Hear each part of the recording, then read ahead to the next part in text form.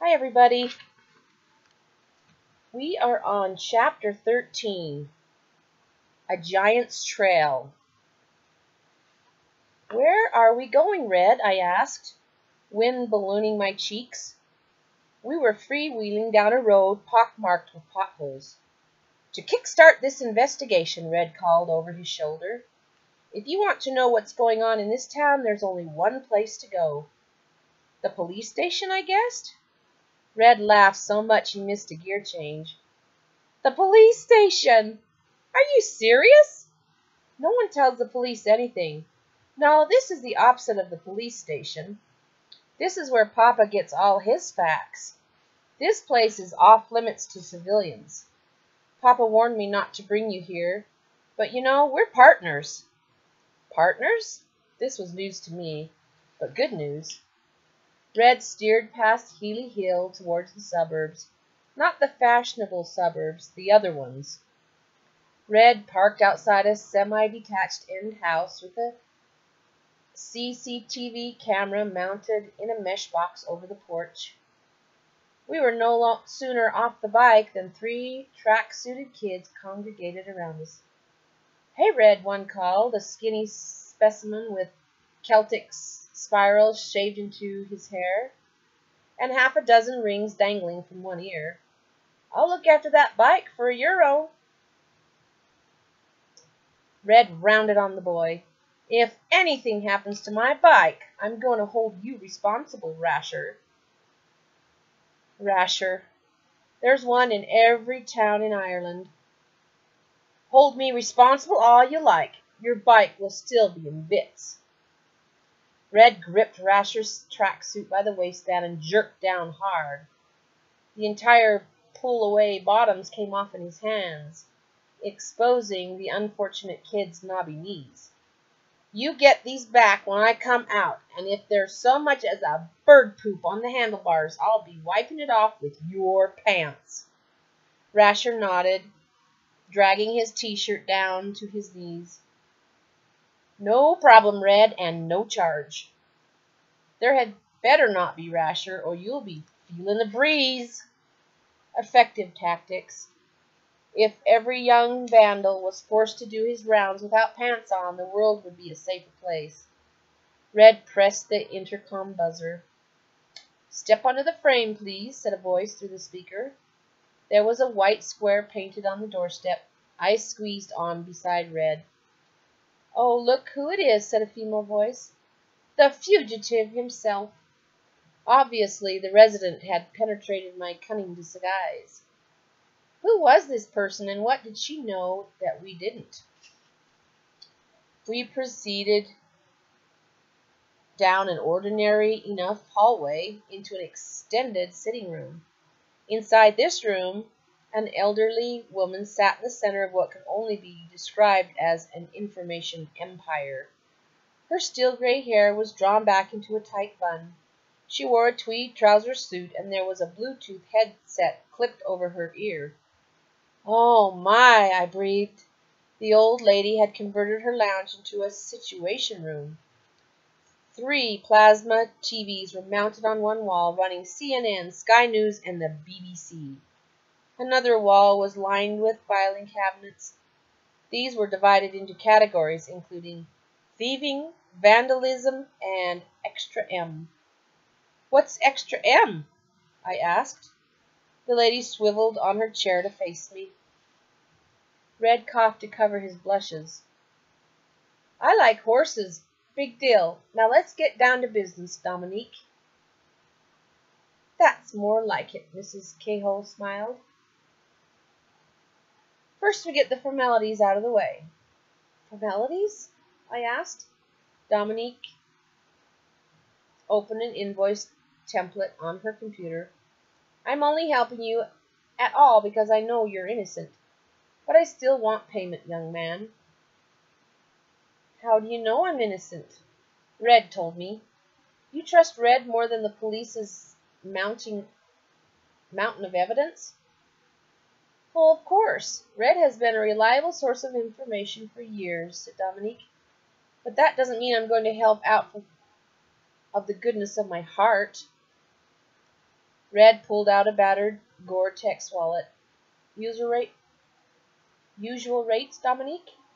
Dominique filled in the date and client section. Oh no, this is a special case. Premium rates, €200 and no guarantees. Red started. 200? Our futures are on the line here. Dominique shrugged. My heart bleeds, Red. 200 and don't bother with your sharky bantering. I'm too long in the tooth. All I have is 80 and we cleaned out both of our accounts for that. I've got something for you, Mrs. Kale, I said. Something in the way of a trade. Not interested, declared Dominique, tearing off an incoming fax. I deal in cash only. You know the lock police have a website? Dominique's ears twitched. What about it? If a person has the password, that person could have a lot of information at his or her fingertips. Dominique tried to play it cagey, but her interest leaked out through twitching fingers. And you have this password? I do. It's valid for the moment, but it could change at any second. I have broadband, said Dominique. You can download a lot of information in a second. So you'll help us then? Dominique returned to her desk and opened an internet browser on the computer screen. Not so fast, Fletcher. I need to verify the information. What is the password? I gave it to her along with the name, rank, and number. I prayed that Mert hadn't changed his password. Dominique keyed it all in, and an entire police force worth of information opened up before her. She instantly looked 10 years younger. You have yourself a deal, Fletcher. I see years of fruitful cooperation ahead of us. I didn't know about that. We were pulled apart as detectives. Dominique wanted power. I only wanted answers. I took my pad from my pocket. I have a list of names here, I said, tearing off a page. I need a connection. Dominique studied the names briefly. School? That was my first thought, but it only links Red, May, and Mercedes and myself. We're in the same school, but not the rest. Dominique sat at her desktop, typing in the names one by one. I'm working on a database for the entire town. People are connected by family, occupation, and residence. Let's see what these names bring out. Moments later, the computer retrieved every occurrence of the 8 names. Dominique switched on a DAT projector, casting the computer screen contents onto a whiteboard. She tossed me a whiteboard marker. Show me what you're made of. I stood before the board, staring at the names, willing something to jump out at me. There were 20 indexed cards displayed on the screen, most names featured in 2 cards, some in 3. Family, occupation, and residence. In no instance did the 8 names all feature on the same card. This is it, I muttered to myself. The answer is here somewhere. I circled the victims, then joined them with ragged lines. That didn't teach me anything except how high I could reach on the board. 4 in the school. What about you other people? Where did you meet? Is this a wild goose chase? I tapped Mara Mernon, the chocoholic. Behind me, Dominique sighed. Her mother is a holy terror, but Mara is a lovely girl. I turned sharply. You know her? She babysits my grandson. He dotes on her. A piece of the jigsaw puzzle thunked into place. Something white flashed behind my eyes. This is the moment investigators live for. I took several deep breaths before speaking. Does she babysit for many families? Yes, parents love her. I have her client list on file. I didn't need to ask. Dominique was digging in a cabinet, caught up in the excitement. What is it? Asked Red. I ignored him. I had to keep going. Dominique handed me the list.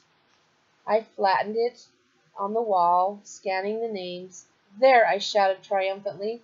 James and Izzy Bannon. Their daughter Greta is in third grade, St. Jerem's. The connection! It was a school after all.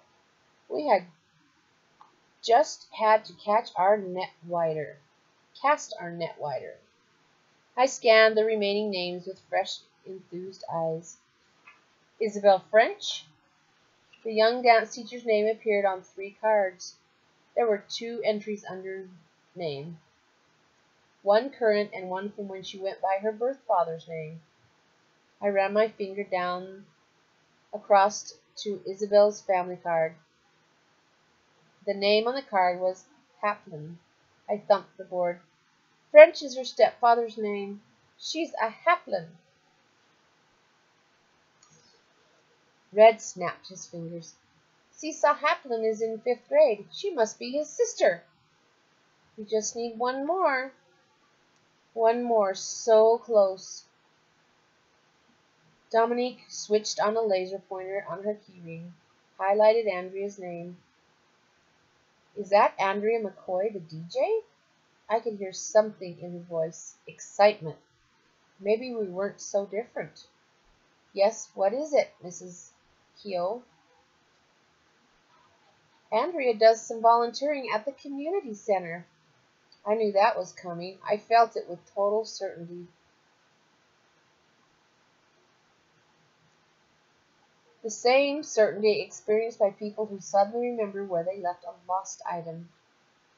2 boys in his group, Johnny Reardon and Pierce Bent, are from St. Jerem's, blurted Red. I know them. They borrow Adrian's decks sometimes. My forehead felt hot. It buzzed like a space heater. That's everyone. We got them all. No, not everyone, said Dominique. Most people don't report nuisance crime, but I hear about it. Well, Dominique pointed to a pile of files on her in tray. Take your pick. Come on, Dominique. Does anything stand out? Dominique thought about it for a moment. Just one, a strange case. Martina Lacey. Someone sent her a paint bomb in a bunch of roses. Miss Lacey moved back to Dublin after that event.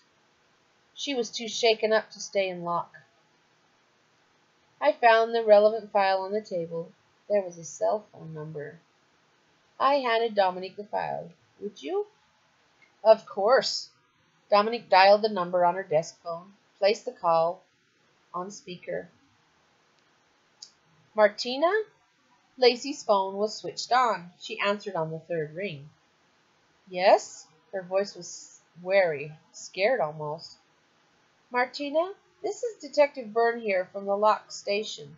We heard about the flowers you received from a friend of yours. We'd like to take a look at your case and wonder if you could help us out. Martina's breathing rasped over the speaker. I'm finished with Loch. I put all this behind me. I won't press charges, even if you do find someone. Just one question, said Dominique soothingly, a professional. Then we're out of your hair. We're just trying to tie a few cases together. We don't even need your testimony, if it comes to that. One question? 10 seconds of your time, then you know you've done your civil duty. Okay, Detective. Her voice was small, like a mouse. Being a victim could change people forever. My question is this, Martina. When you lived here in Loch, did you have any contact with pupils from St. Jerem's National School?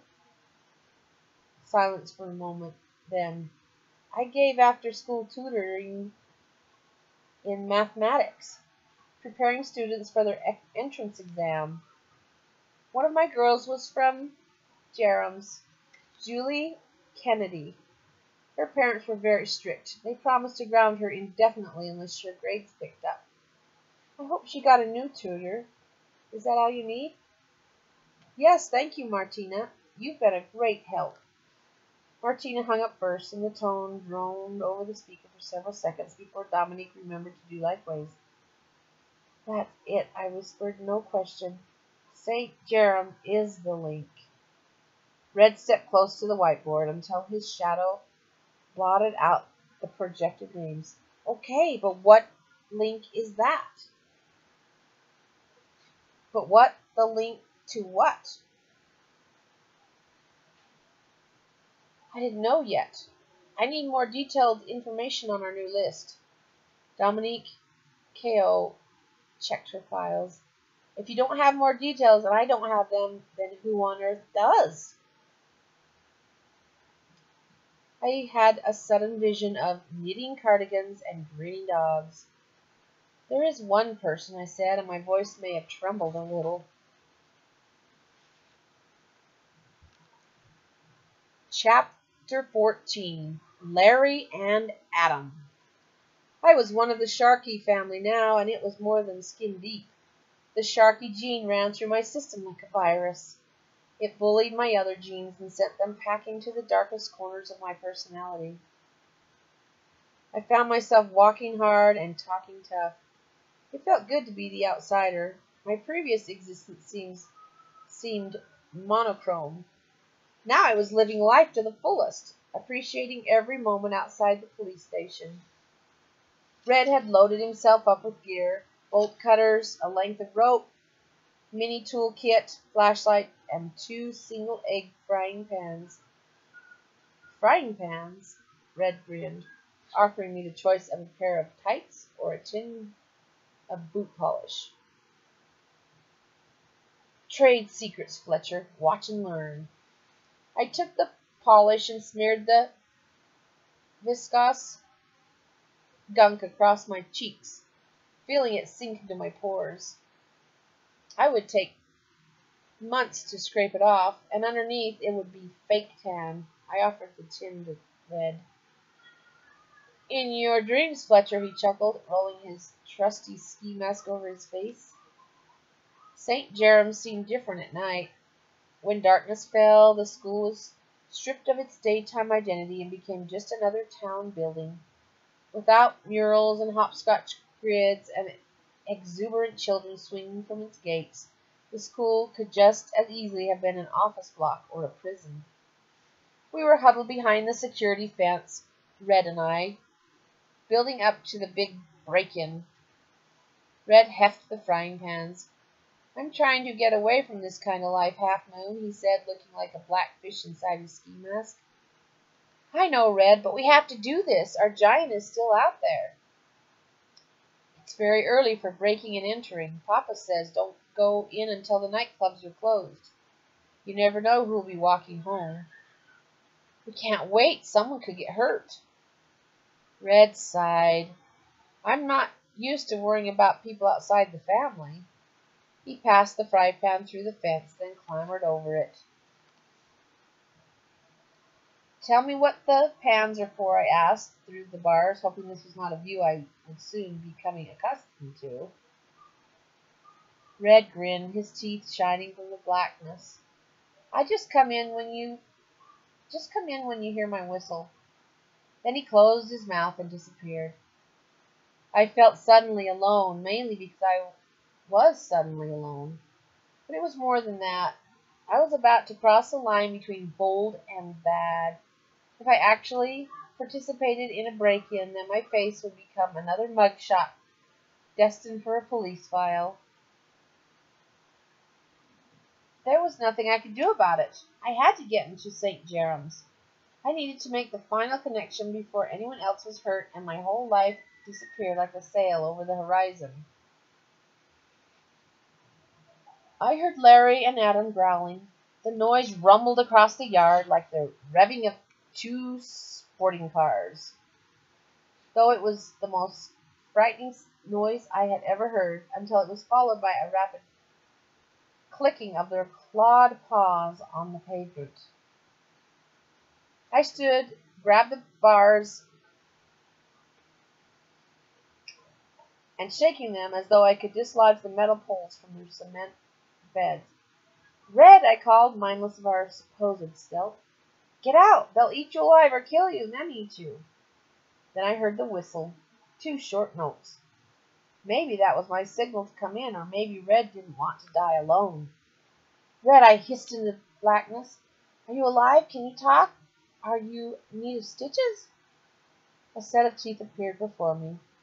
Will you please shut up? You heard my whistle, didn't you? So come on. I struggled through the fence without arguing. Red had faced Larry and Adam and survived. His hard man's status was assured for life. I crossed the yard, using years of memory to guide me. Ahead I could hear Red's footfalls and a grisly slurping sound. My imagination, fed on years of murder mysteries novels, supplied gruesome explanations for those sounds. When I drew closer to the shadows along the main building, I saw that the slurping noises were in fact slurping, as Larry and Adam licked the grease from the frying pan. Red knelt between the dogs, slowly tethering them both to the school oil tank. Roddy knows every security dog in Lock. They love him. I think it's because he's a bit of a mutt himself. You show any dog in a 5-mile radius these frying pans, and they'll roll over to get their bellies tickled. Very clever, Red shrugged. An old trick. We never waste those pans in case a dog needs distracting. My stomach wobbled. I distinctly remembered Jeanie serving up sausages from those pans. How many dogs had licked them before? It was probably wiser not to ask. We skirted the hopscotch squares, tiptoeing across to the office window. The blindfold wasn't drawn, and an alarm sensor squatted bug-like on the sill. That's it, I said, sighing a whoosh of relief. I couldn't help it. We can't open the window. Red placed his toolbox on the sill. I don't want to open it, he said. Opening it would set off the alarm.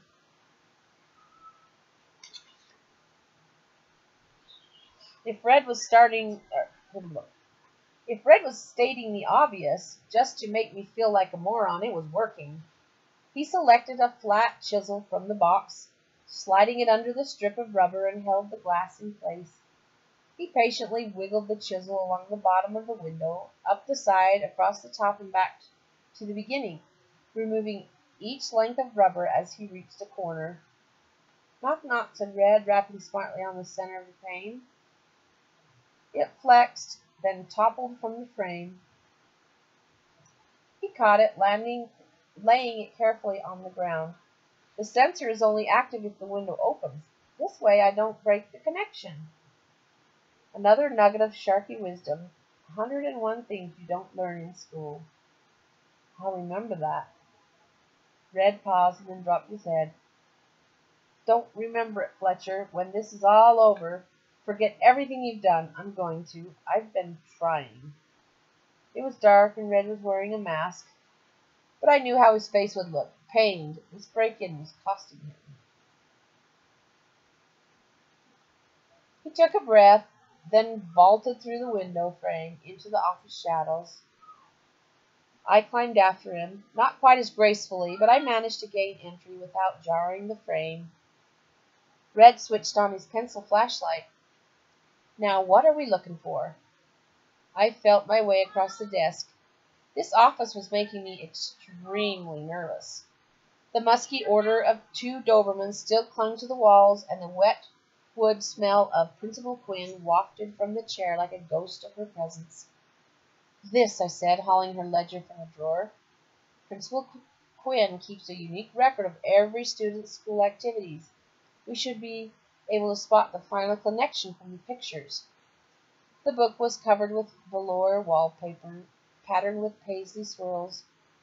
I heaved open the cover with 2 hands, and it thumped onto the desk. Red pulled the blind and switched on the desk light. Quick as you can, Half Moon. I barely noticed the nickname anymore. It was the least of my worries. To be honest, I liked it now. It was like a battle scar.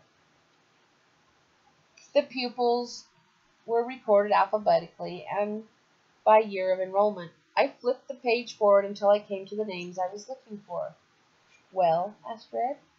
My pulse began to race. I had seen something. My eyes blurred with excitement and my hands shook. Of course, of course. Idiot, moron. Call yourself a detective? Shut up, I hissed at Red. An offense punishable by a severe Chinese burn not so long ago. I'm thinking. It was all there in the pictures, the dancer, the karaoke queen, the DJs. But I needed to be sure. I flicked back the pages to 5th grade. There was Seesaw with a little dancer drawn beside his name. Then 3rd grade, there was Greta Bannon, and after her name was a scrawled recorder. She was a musician. I checked the rest of the names. My theory was sound. It's the talent show, I whispered, as though speaking aloud would break the spell, shatter my deductions. You were all in last year's talent show. May and Seaside danced. Mercedes did the karaoke. Johnny and Pierce were DJs. Julia, Kennedy, and Greta Bannon were musicians. You did your Elvis bit? Bit, said Red, miffed. It was more than a bit. I've had offers. Anyway, you weren't in the talent show. I closed the book. Don't you see, we were a 2-for-1. When my attacker got me and blamed you, I was off the case and you were suspended. I snatched the talent show lineup from Mrs. Quinn's notice board. They're all out of the show except May, even though he burned her lucky costume. He's probably going to go after her again. He'd better hurry up, noted Red. The talent show started 20 minutes ago. My knees almost gave way and my voice rose to a panicky octave. Tonight? It's tonight? Talent shows were not the kind of thing I kept track of. Bernstein would be disappointed with his star pupil. A good investigator would keep abreast of everything. Yep, I was doing Love Me Tender before you came along. I rubbed my forehead, cobbling a plan together. You're still doing it. May is not safe. We have to get in there. How? I'm suspended from school. Technically, this is an extracurricular event, nothing held on school property. Only the community center committee has the power to ban Elvis from the building. We left the office the way we had come in, carefully replacing the pane and rubber. 5 minutes after we'd gotten over the fence, the only sign that we had ever been there was the confused blinking of Larry and Adam. Well, I'm going to stop there today. We're on chapter 15, and I think tomorrow we'll finish it.